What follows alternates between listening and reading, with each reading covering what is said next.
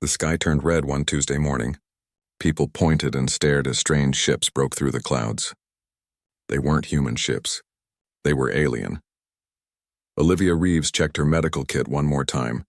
As a combat medic in the Allied Defense Force, she had seen many terrible things. But aliens? This was new. Her hands shook slightly as she tightened the straps on her body armor. "Ready up. We move in 5, shouted her team leader. Olivia nodded. Her squad was being sent to a crash site in the forests of Montana. One of the smaller alien ships had fallen from the sky. Their job was to secure the area and report what they found. The helicopter ride was tense. Nobody spoke much. What do you say when aliens show up? Through the window, Olivia could see more alien ships hanging in the sky like giant metal clouds. "We don't know if they're friendly," said Captain Foster as they approached the crash site. "Stay alert. Stay alive." The helicopter landed in a clearing. Smoke rose from beyond the trees where the alien ship had crashed. The squad moved quickly through the forest, weapons ready. Olivia kept her medical bag close. Something told her she would need it. The crashed ship wasn't what they expected. It wasn't a warship. It looked more like a fancy escape pod. Its surface was smooth and shiny, with strange symbols etched into the metal. Part of it had broken open in the crash. "Check for survivors," ordered the captain. 2 soldiers went in first, then signaled the all clear. Olivia followed them into the ship. The inside glowed with soft blue light. Strange technology lined the walls. And there, lying on the floor, was an alien. Olivia gasped. The alien looked almost human, but with key differences. Her skin was light blue and seemed to shimmer. She had gill-like structures on her neck that opened and closed with each shallow breath. Her hair was silver and flowed like water. Despite being injured, she looked regal, important. Purple blood pooled beneath the alien. She was badly hurt. Without thinking, Olivia knelt beside her and opened her medical kit. "She's losing blood," Olivia told her team. "I need to stop the bleeding." The alien's eyes opened. They were entirely silver with no visible pupils. Yet somehow Olivia could feel the alien looking at her. The alien spoke, but the sounds made no sense to human ears. A small device on the alien's wrist lit up. It made a scanning motion, then began to translate. "Are you the conquering force?" The device translated in a robotic voice. "No," Olivia said firmly. "We're responding to your crash. You're injured." The alien seemed to relax slightly. "I am Nirai. Of the Vexari royal house, I escaped assassination." The team exchanged worried glances. A royal alien on the run from her own people? This was getting complicated. More military personnel arrived, including Dr. Harris, the unit's senior medical officer. He examined the alien princess with growing concern. "I can't treat her," he finally admitted. "Her biology is too different. These wounds, I don't know how to close them properly. And she's lost too much of whatever passes for blood in her species." Olivia watched the princess growing weaker. Her blue skin was turning pale. The purple blood continued to seep from her wounds despite their best efforts. "Can we give her a transfusion?" Olivia asked. "Just to keep her alive until we figure something out?" Dr. Harris shook his head. "With what? We don't have alien blood, and human blood would likely kill her instantly." The princess's translator device activated again. "My ship sent distress signal to my people, but those who hunt me will find it first." Olivia looked at the dying alien princess. Something inside her couldn't accept just letting her die. On the battlefield, Olivia had sometimes tried unusual solutions when the standard ones failed. This situation definitely called for thinking outside the box. "What if we tried my blood?" Olivia suggested. "Just a small amount, to see if there's any compatibility." Dr. Harris looked at her like she was crazy. "That's against all medical protocols. It could kill you both." "She's dying anyway," Olivia pointed out. "And I'm O-negative, the universal donor for humans. Maybe it means something for aliens too." The base commander had arrived by now. Major Kimberly Walsh listened to the argument with a thoughtful expression. "The alien fleet is holding position," she said. "They haven't attacked yet, but they haven't responded to our communications either. This princess might be our only chance to establish peaceful contact." Nirai's silver eyes fixed on Olivia. "Your atmosphere, already poisoned to me, slowly, if you wish to try. I accept risk." Major Walsh nodded slowly. "Do it. But be careful," Dr. Harris protested, but prepared the equipment with reluctant professionalism. "This goes against everything I know about biology," he muttered. Olivia rolled up her sleeve as Dr. Harris inserted a needle into her arm. A thin tube carried her red blood toward the alien princess. Everyone watched, expecting disaster. The red human blood entered Nyarai's blue veins. For a moment, nothing happened. Then, where the two blood types met, a strange golden light began to glow beneath the princess's skin. The light spread slowly through her body. "That's impossible," whispered Dr. Harris, staring at his medical scanner. "Her body isn't rejecting it. It's adapting it." Before their eyes, the princess's wounds began to close. Her breathing strengthened. The silver eyes brightened. But something else was happening too. Olivia felt a strange tingling where the needle entered her arm. Looking down, she saw thin lines of iridescent blue spreading up from the injection site, following her veins. She should have been frightened, but instead felt only wonder. Then the visions hit her. Suddenly, Olivia saw flashes of alien worlds, massive starships, and strange cities with impossible architecture. She saw a royal palace made of crystal, and felt the weight of a crown. She experienced memories that weren't her own. Nyarai's memories. "I can see your world," Olivia gasped. "I can see through your eyes." Nyarai's translator activated again, but her voice sounded stronger now. "And I see through yours. Our blood joins us." This was unexpected. Dr. Harris tried to stop the transfusion, but Olivia waved him away. "I'm fine," she insisted. "It doesn't hurt. It feels right." The princess sat up, her movements growing stronger by the minute. The golden light continued to pulse where human blood mixed with alien, creating something entirely new. "My people have legends," Nyarai said, her translator working smoothly now, about joining with other species, but they were considered myths. Until now. Suddenly alarms blared throughout the base. Major Walsh received an urgent message through her radio. "More alien ships just entered the atmosphere," she reported grimly. "They're heading straight for us." Nyarai's expression turned fearful. "They've found me. Not my allies, my enemies. The ones who tried to kill me. They won't stop until I'm dead." Olivia felt the princess's fear as if it were her own. The blood bond between them was growing stronger by the second, and somehow, she knew this was just the beginning of something much bigger than either of them could imagine.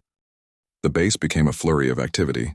Soldiers ran to defensive positions as radar showed 5 alien ships approaching fast. Olivia helped Princess Nyarai to her feet. The alien was still weak, but the human blood had saved her life. "We need to move you to a secure location," Major Walsh told the princess. "If these are the ones who tried to kill you, they won't stop because you're on our planet."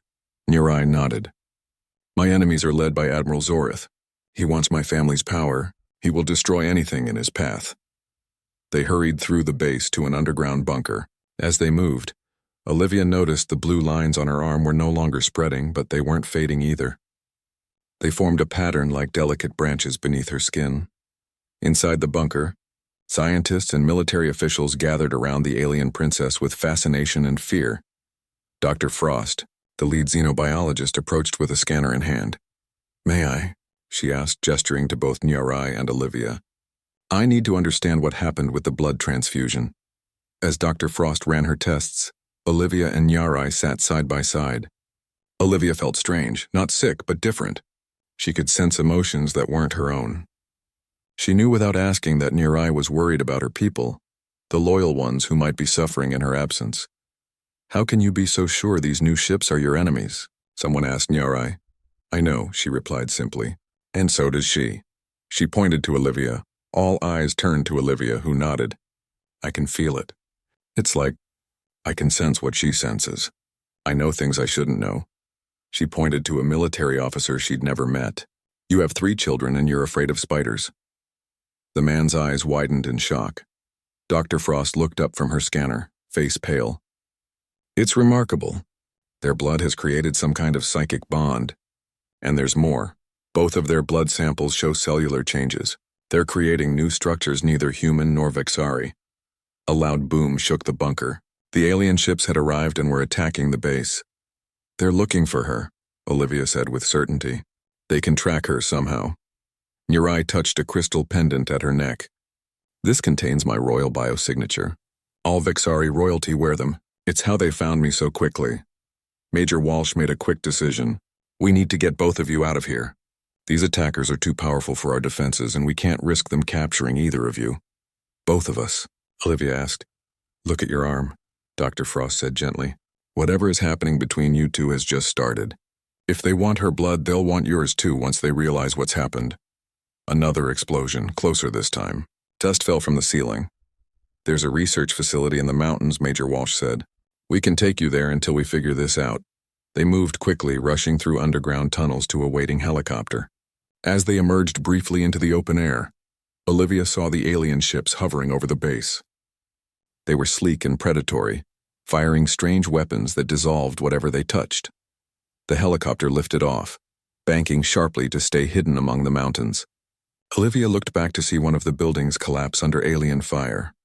I've brought war to your world, Nyarai said softly. I am sorry.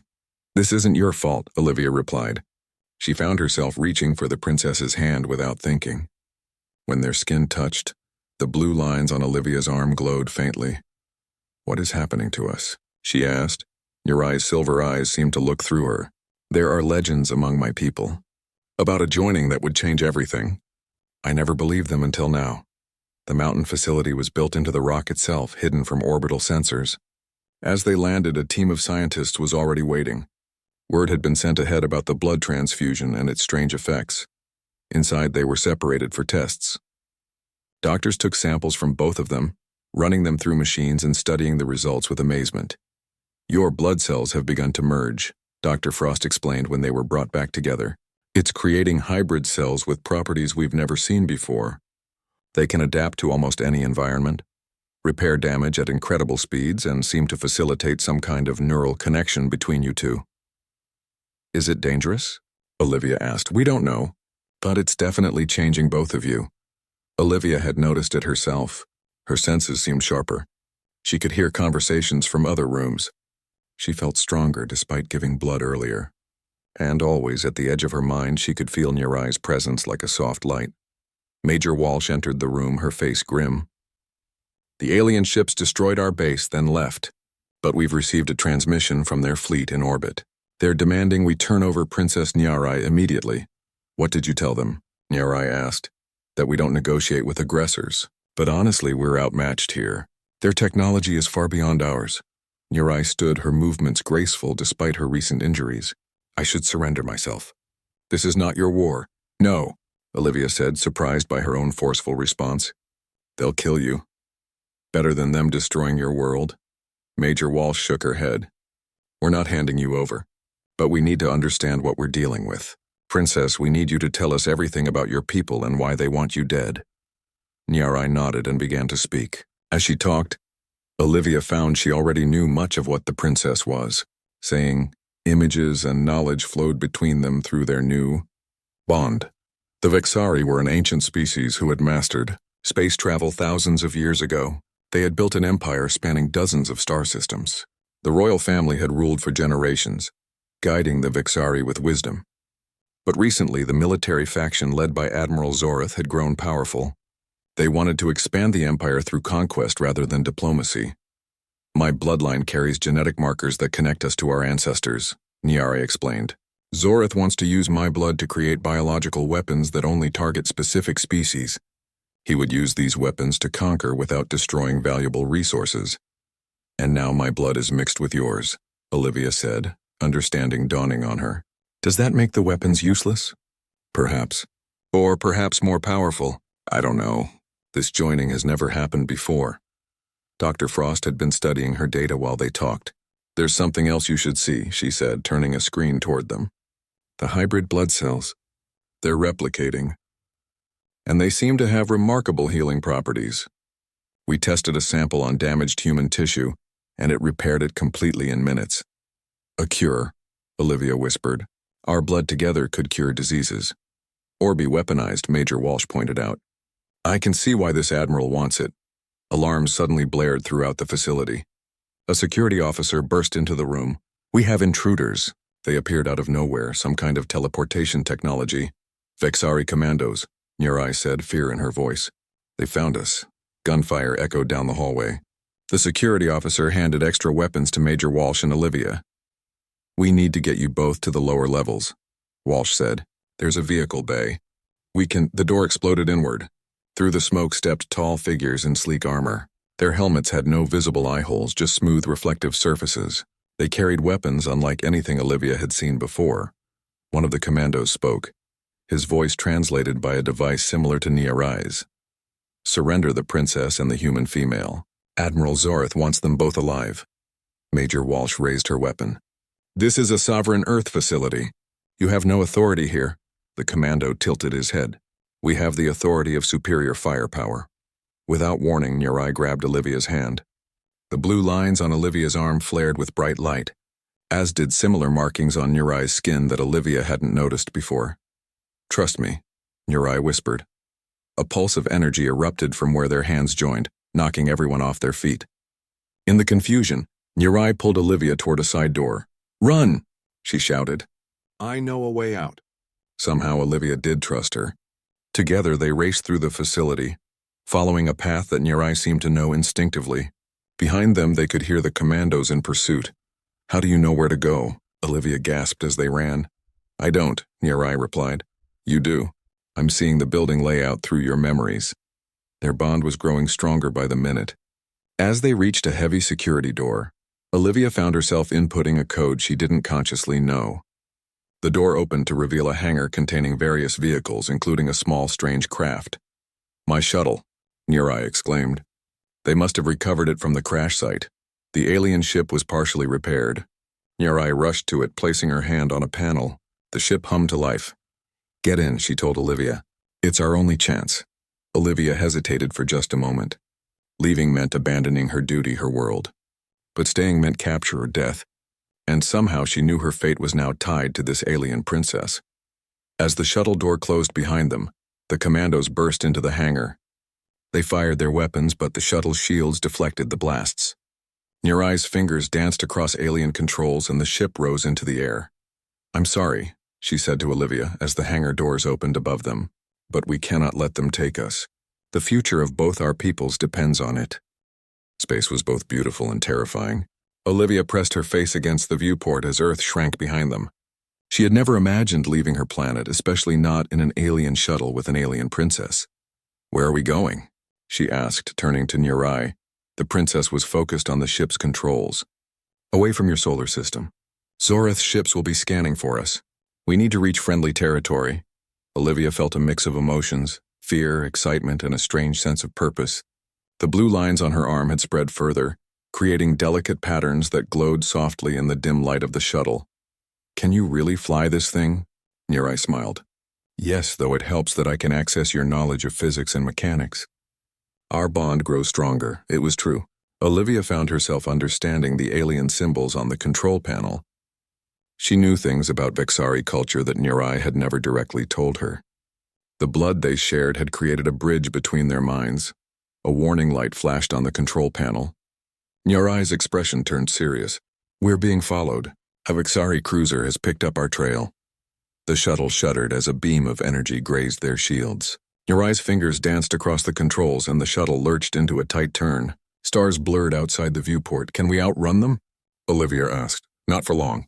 But I know someone who might help us. Niarai adjusted their course. There's a trading outpost on the edge of Vexari space. Many species gather there, including those who oppose Zoreth's rule.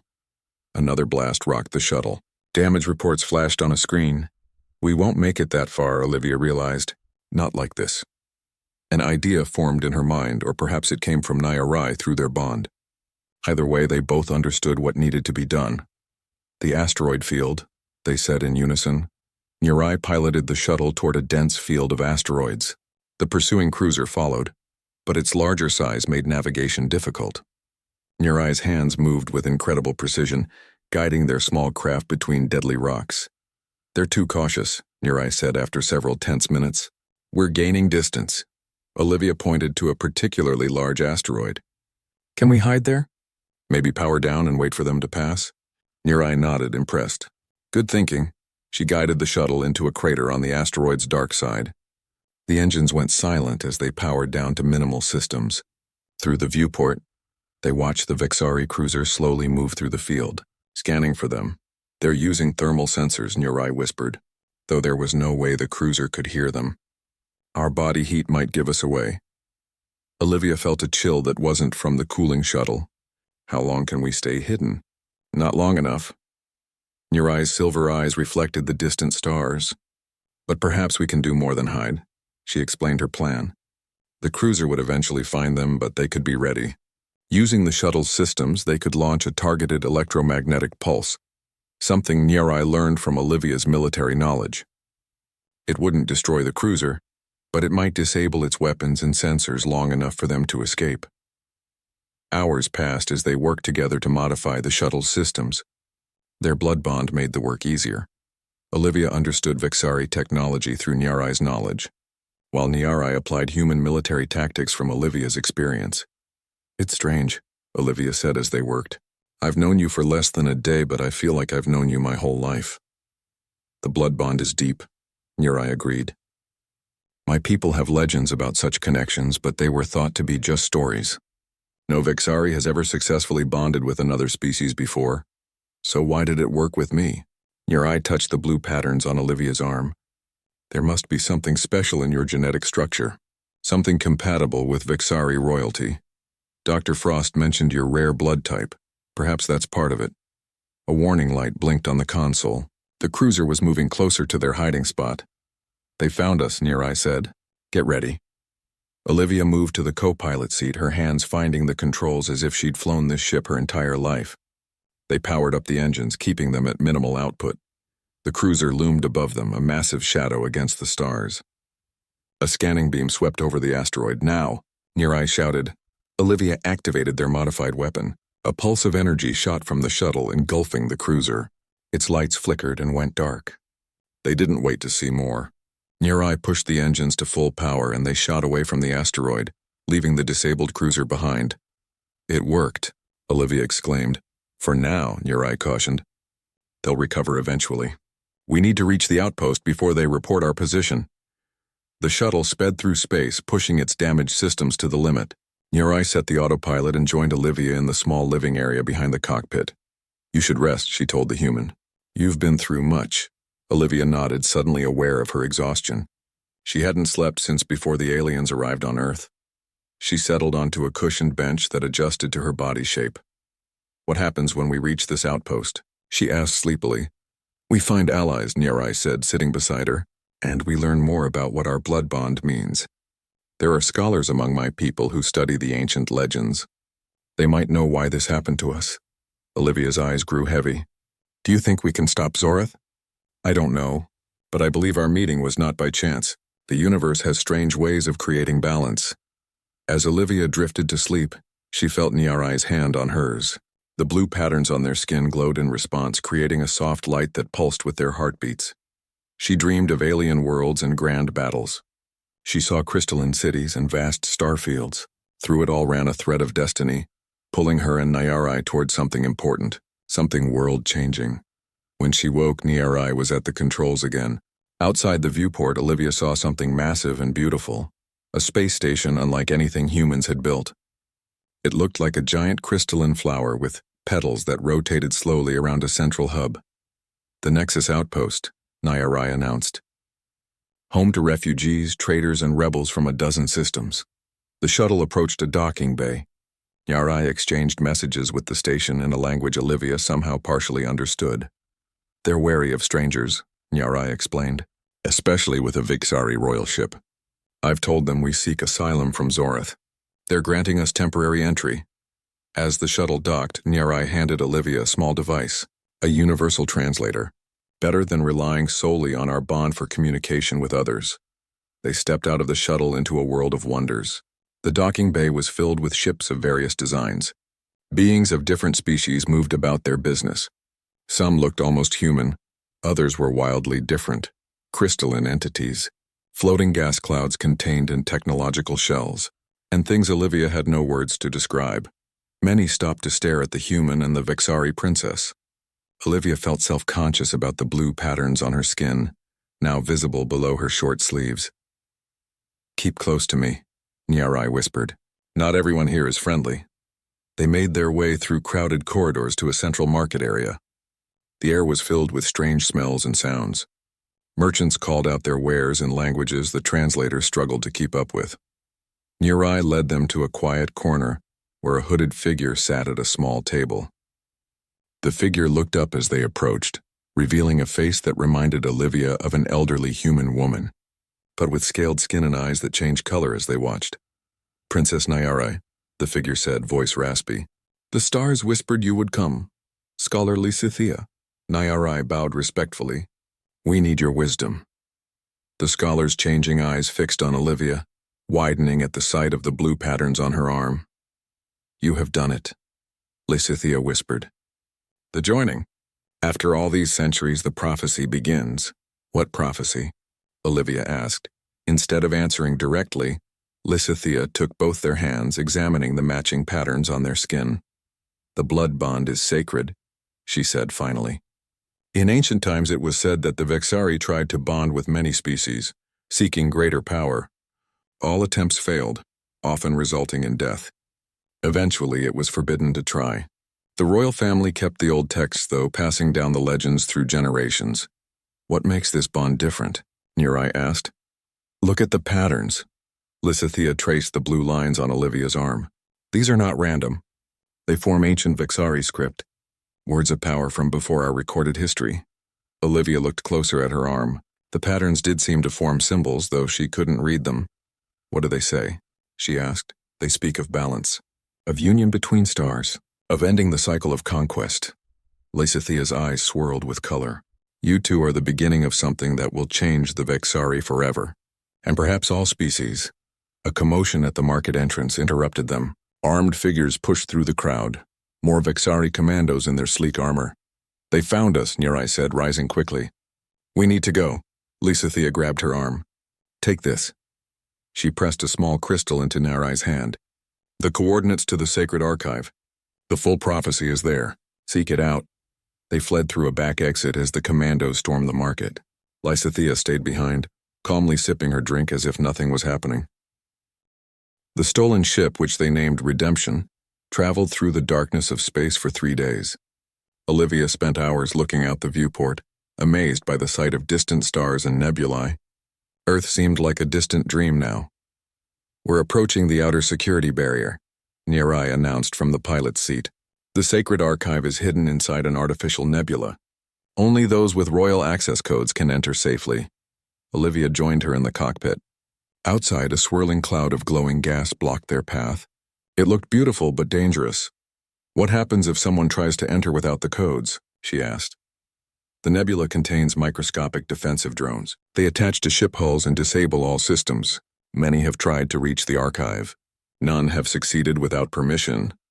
Nyari entered a complex sequence into the ship's computer.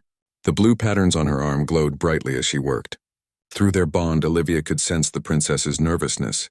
"Something wrong?" she asked. "The codes change regularly. I'm not sure if mine are still valid since my exile."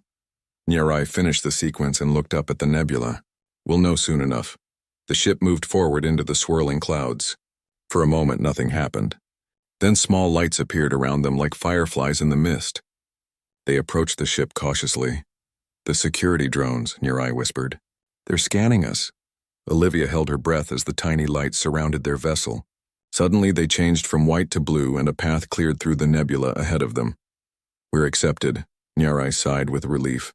"My royal signature still works." They followed the path through the nebula. As they emerged from the other side, Olivia gasped. Before them floated a massive structure unlike anything she had seen before. It looked like a giant crystal sphere with smaller crystals orbiting around it. Light pulsed along its surface in patterns similar to those on their skin. "The sacred archive," Nyari said with reverence. "Repository of all Vexari knowledge since the beginning of our civilization." A docking bay opened in the side of the sphere, and Nyari guided their ship inside. As they landed, Olivia noticed there were no other vessels present. "Is it usually this empty?" she asked. "The archive is restricted to scholars and royalty and only at specific times. Our arrival is unscheduled." They exited the ship into a vast crystal chamber. The walls seemed to glow from within, illuminating the space with soft blue light. Their footsteps echoed as they walked. "How do we find information about the blood bond?" Olivia asked, her voice hushed in the grand space. "The archive responds to royal command," Nyari explained. She approached a crystal pedestal in the center of the chamber and placed her hand on it. The patterns on her arm glowed in response and the pedestal lit up. Sacred archive, she spoke clearly. Show us the prophecy of the blood bond between species. The light from the pedestal shot upward, forming a holographic display in the air. Strange symbols appeared, slowly shifting into forms Olivia could understand thanks to their bond. It's the oldest form of Vexari writing, Nurai explained as she studied the symbols, from before our space age. The hologram changed, showing two figures, one clearly Vexari, the other humanoid, but different from any species Olivia knew. Between them flowed a stream of light, connecting them like the patterns on their arms. The joining of stars, Nurai read aloud. When blood of royal lineage mixes with the blood of balance from beyond the void, the cycle of conquest shall end. Two become one, and one becomes many. The empire of blood shall fall, and a new age of harmony shall rise from its ashes. Blood of balance? Olivia asked. Is that me? Nurai continued reading. The blood of balance carries the ancient code, dormant and waiting.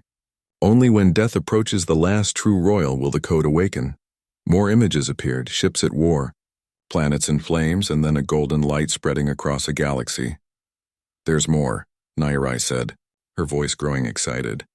It says the joined blood creates healing that cannot be weaponized. It brings life instead of death. It says a loud alarm cut her off. Red light flashed through the chamber. Proximity alert, Nurai said, rushing back to the pedestal. Someone has entered the nebula. She accessed the archive's security systems. Outside, a large Vexari warship pushed through the nebula, ignoring the security drones that swarmed around it. Zoreth, Nurai whispered. He's using an Imperial override. I didn't think he had access to those codes. How long until they reach us? Olivia asked, military training kicking in. Minutes at most. We need to get what we came for and leave. Nurai turned back to the hologram. Archive? Download all information on the blood bond prophecy to portable storage. A small crystal emerged from the pedestal, glowing as data flowed into it. Nurai grabbed it once the light stabilized. Let's go, she said, heading back toward their ship. But before they could reach it, the main doors to the chamber slid open. 4 Vexari commandos entered, weapons raised. Behind them walked a tall figure in ornate armor. Unlike the commandos, his helmet was off, revealing blue skin darker than Nurai's and eyes that glowed red instead of silver. Elaborate markings covered his face, not natural patterns like theirs, but artificial ones carved into his skin. Princess Nurai, he said, his voice deep and cold. And the human specimen. How convenient to find you both here. Admiral Zoreth. Nurai moved protectively in front of Olivia. Still hiding behind your soldiers? Zoreth smiled, revealing sharp teeth. Not hiding, leading. Something your family never understood. Power must be seized, not inherited. His gaze shifted to Olivia, studying the blue patterns on her arm with hungry interest. So it's true. The blood bond has been achieved. He stepped closer. Centuries of failed experiments, and a primitive human succeeds where all others failed. Stay back, Olivia warned, wishing she had a weapon. Zoreth ignored her, addressing Nurai again. You know why I need you both. The bond you've created could revolutionize our biological weapons program. Imagine viruses that can adapt to any species, changing their genetic structure from within. That's not what the bond is for, Nurai said firmly. The prophecy speaks of healing, not destruction. Prophecies are tools for the weak, Zoreth scoffed. Stories to give hope to those who lack the courage to shape their own destiny. I will use your gift to expand the empire across the galaxy. He gestured to his commandos. Take them. Alive and unharmed. Our scientists are waiting. The commandos advanced. Olivia looked around desperately for an escape route, but they were surrounded. Nurai's hand found hers, their patterns glowing in unison. Through their bond, a thought passed between them, not in words, but in pure intention. Olivia nodded slightly, understanding what they needed to do. As the commandos reached for them, Nurai and Olivia closed their eyes. They focused on their connection, on the power that flowed between them through their joined blood. The patterns on their skin grew brighter, pulsing with golden light. What are you doing? Zoreth demanded, suddenly wary. A shockwave of energy burst from them, knocking the commandos off their feet. Even Zoreth stumbled backward. The crystal walls around them resonated with the energy, amplifying it throughout the chamber. Run! Nurai shouted. They sprinted past the disoriented commandos, but not toward their ship. Instead, Nurai led them deeper into the archive. This way, she said. There's another exit. And something else we need? They raced through crystal corridors, following a path Nirai seemed to know instinctively. Behind them, they could hear Zorth shouting orders to his men. "Where are we going?" Olivia asked as they ran. "The heart of the archive. It contains more than just knowledge." Nirai skidded to a stop before a sealed doorway. "It holds power." She placed her hand on the door, the patterns on her arm glowing intensely. The door recognized her royal signature and slid open. Inside was a smaller chamber, dominated by a floating crystal that pulsed with bright light. It rotated slowly in the center of the room, suspended in midair. "The memory crystal," Nirai explained quickly. "It contains the collective consciousness of all Vexari royalty since the beginning. Their experiences, their wisdom." She approached the crystal cautiously. "I need to connect with it. It might show us how to use our bond against Zorth." "Hurry," Olivia urged, watching the doorway. "They'll be here soon." Nirai placed both hands on the floating crystal. Her body went rigid as light flowed from the crystal into her. The patterns on her skin changed, becoming more complex, spreading across more of her body. Olivia kept watch by the door, listening for pursuers. The distant sound of boots on crystal grew louder. "Nirai," she whispered urgently. "We need to go." The princess didn't respond, her eyes closed in deep connection with the crystal. The light continued to flow into her, and through their bond, Olivia felt a strange sensation, as if countless minds were suddenly aware of her, studying her with ancient curiosity. The footsteps grew louder. Olivia moved to Niarai's side, unsure what to do. Should she pull her away from the crystal? Would that harm her? Before she could decide, Niarai's eyes snapped open. They glowed with the same light as the crystal. "I understand now," she said, her voice overlaid with other voices. "The prophecy is incomplete. There is more." The sound of running feet reached the doorway. Olivia turned to see Zorth and his commandos arrive, weapons raised. 3 months passed as Olivia and Niarai traveled from world to world, gathering allies and spreading the truth about the blood bond. The sanctuary planet, Lumaris, became their base of operations. It was a beautiful world with 2 suns and vast oceans where exiled Vexari scholars lived alongside refugees from other species.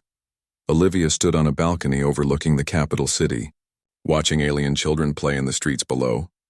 Her entire body now bore the blue patterns that had started on her arm, and her abilities had grown stronger. She could sense emotions from others, heal minor injuries with a touch, and sometimes even see glimpses of the future. "Deep thoughts?" Nirai asked, joining her on the balcony. The princess had changed too. Her royal demeanor had softened, replaced by the determination of a revolutionary leader. "Just thinking about Earth," Olivia admitted. "I wonder if they're okay. If Zorth attacked after we left. According to our contacts, Earth remains untouched. Zorth is too focused on finding us to start another conflict." This was small comfort to Olivia. She missed her home planet, though her bond with Nirai had given her a new purpose. "The council is ready," Nirai said, changing the subject. "Representatives from 7 systems have arrived for the demonstration. Today was important. After months of preparation, they would finally show what the blood bond could truly do. If successful, they might gain enough allies to challenge Zorth's rule." They walked together to the grand hall where delegates from various worlds waited. Some were Vexari who opposed Zorth's militaristic leadership. Others were representatives from planets threatened by Vexari expansion.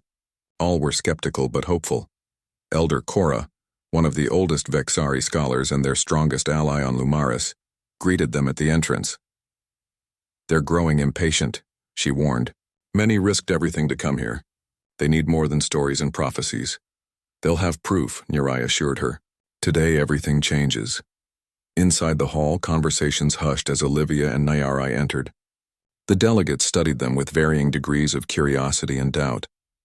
Many eyed the blue patterns visible on Olivia's skin. Nirai stepped onto the central platform. "Thank you for coming. I know many of you traveled far and at great personal risk." She gestured to Olivia, who joined her on the platform. "You've heard rumors about us, about a human who gave blood to a Vexari princess and the miracle that followed. Today we will show you that the stories are true, and more importantly, what it means for all our peoples." Assistants brought forward a sealed container. Inside was a plant withered by a disease that had devastated crops on 3 worlds. Vexari scientists had been unable to cure it. This botanical plague has caused famine across the outer systems, Niarai explained. It was originally developed as a weapon by military scientists under Admiral Zoreth, but it escaped containment. Murmurs spread through the crowd. Accusations and anger flashed across many faces. We believe the blood bond can heal it, Olivia said, stepping forward. And not just this plant, but entire ecosystems affected by the plague. Together, they placed their hands on the container. The patterns on their skin glowed with golden light. They had practiced this many times, learning to direct the strange energy that flowed between them. Inside the container, the plant began to change. The withered leaves straightened and turned green. Blackened stems became healthy again. Within minutes, the plant was completely restored. Impressive, said a delegate from the Centauri system, but a single plant is not proof enough. We've prepared for that objection, Nirai replied calmly. The wall behind them turned transparent, revealing a large greenhouse. Inside were thousands of infected plants, an entire field of the devastated crop. If you would all move to the observation area, Nirai invited. The delegates followed them into a chamber overlooking the greenhouse. Olivia and Nirai stood in the center of the dying field. They joined hands, focusing their energy. The golden light spread from their bodies, flowing outward like a wave. Wherever it touched, plants straightened and greened. The wave expanded until it filled the entire greenhouse. When it faded, a healthy field stood where the plague had reigned minutes before. The delegates erupted in excited conversation. Even the most skeptical among them couldn't deny what they had witnessed. The blood bond doesn't just heal plants, Niarai explained when they returned to the main hall. It can cure diseases that affect any living thing. We've successfully treated illnesses in 17 different species. And it cannot be weaponized, Olivia added. We've tried to make it harm rather than heal. It's impossible. The energy only works to restore life, never to take it. Elder Korra stepped forward. This power confirms the ancient Vexari texts. Before we became conquerors, we were healers. The blood bond was our greatest achievement, a connection between species that allowed us to heal across biological boundaries. If this is true, asked a reptilian delegate, why was it forgotten? Power, Nirai said simply. Military leaders like Zoreth's ancestors saw conquest as easier than cooperation. They buried the old knowledge and turned our people toward war. Olivia addressed the crowd with passion born from months of fighting for their cause. We're not asking you to overthrow Zoreth by force. We're asking you to help us spread the truth. The blood bond can be recreated between compatible individuals of different species. Not everyone has the genetic markers needed, but enough do. Imagine a galaxy where disease can be cured, where species help each other instead of fighting. The demonstration had the desired effect. By day's end, all 7 systems had pledged support to their cause. Ships would carry samples of the healed crops back to their worlds as proof. The movement they had started was growing. As the delegates departed, Olivia and Nirai returned to their private quarters to rest. The healing demonstrations always left them exhausted. We did it, Olivia said, collapsing onto a cushioned bench. They believe us now. Nirai smiled, but it didn't reach her eyes. Yes, but Zoreth will hear about this. His spies are everywhere. We've just made ourselves an even bigger target. As if summoned by her words, alarms blared throughout the city. Elder Korra burst into their quarters without knocking. Vexari warships have entered the system, she reported grimly. A full battle fleet. They'll reach Lumeris within hours. Nirai closed her eyes briefly. So Zoreth finally found us. The sanctuary has planetary shields, Korra reminded them. We can hold out for days, maybe weeks. And then what? Olivia asked.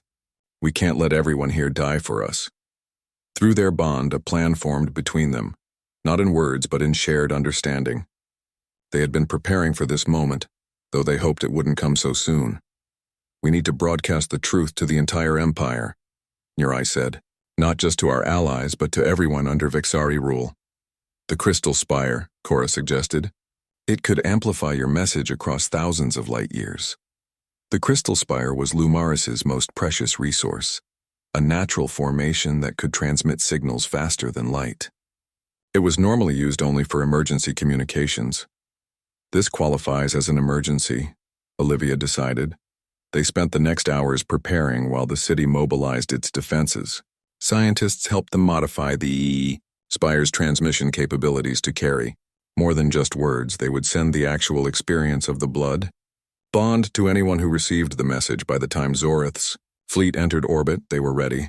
The first bombardment hit the planetary shields, lighting up the sky with flashes of energy. His patience has run out, Nirai observed as they watched from the Spire's control room. He's done hunting us quietly.